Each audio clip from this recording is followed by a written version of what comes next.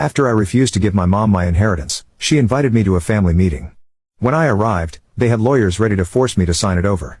But the moment they handed me the papers, I smiled and said, "Funny, I brought someone too." The door opened, and I never expected to be here, sitting across from my own mother and the rest of my so-called family, watching them try to steal what was rightfully mine. But here I was. Let me take you back a bit. My dad was the only real parent I had growing up. He wasn't perfect, but he worked hard, took care of me, and most of all, he was fair. My mom, on the other hand, she was selfish, manipulative, and always played the victim. They divorced when I was 12, and honestly, it was the best thing that could have happened to him. I remember the day he told me they were splitting up. We were sitting on the back porch, the summer heat making the wooden steps warm beneath us. Dad had his hands clasped between his knees, eyes fixed on the ground.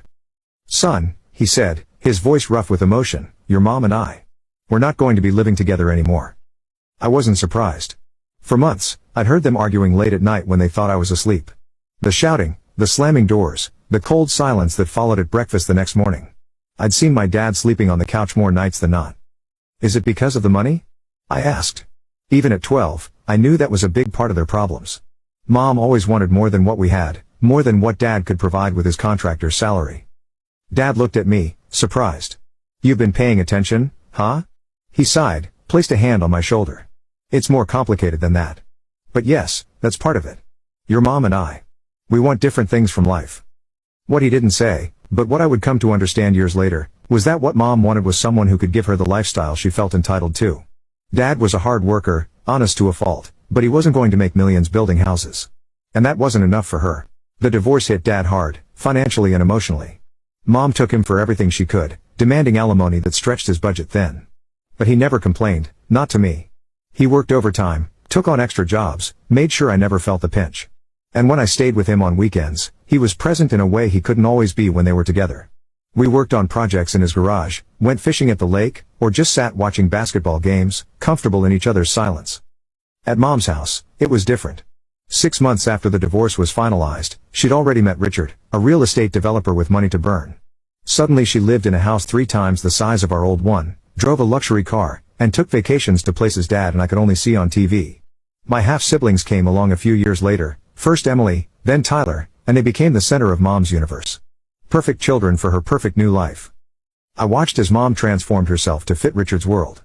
Her hair got blonder, her clothes more expensive, her laugh higher and more affected. She encouraged me to call Richard Dad and looked disappointed when I refused. Around him and his friends, she acted like her life began when they met, as if the 15 years she spent with my father were just an unfortunate detour.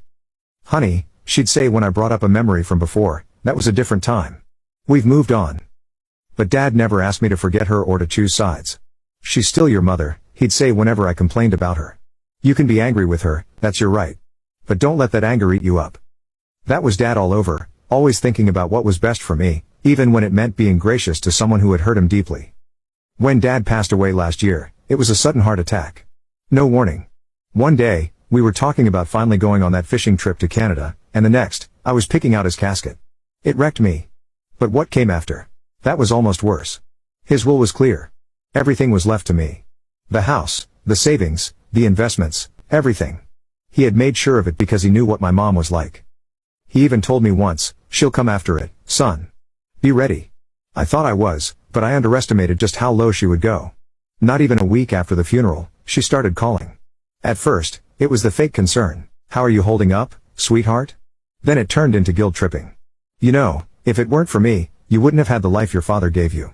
And finally, straight-up demands, "You need to do the right thing and split it with your family." By family, she meant herself, her husband, who she married 2 years after leaving Dad, and their 2 golden children, my half-siblings. People who barely spoke to my dad. People who never lifted a finger to help him even when he was in the hospital. I told her no over and over. That's when things got ugly. She started showing up at my house unannounced, banging on the door. I remember one evening particularly well. I had just gotten home from work, bone-tired after a 10-hour shift. All I wanted was a shower and some peace. Instead, I found my mother standing on my front step, her Mercedes parked in my driveway, blocking my car. "We need to talk," she said, pushing past me before I could stop her. She was wearing one of her designer outfits, something cashmere and cream colored that probably cost more than my monthly rent. Her hair was perfectly styled, her makeup flawless, but her eyes were hard and calculating. "Mom, I'm tired. Can we do this another time?" She ignored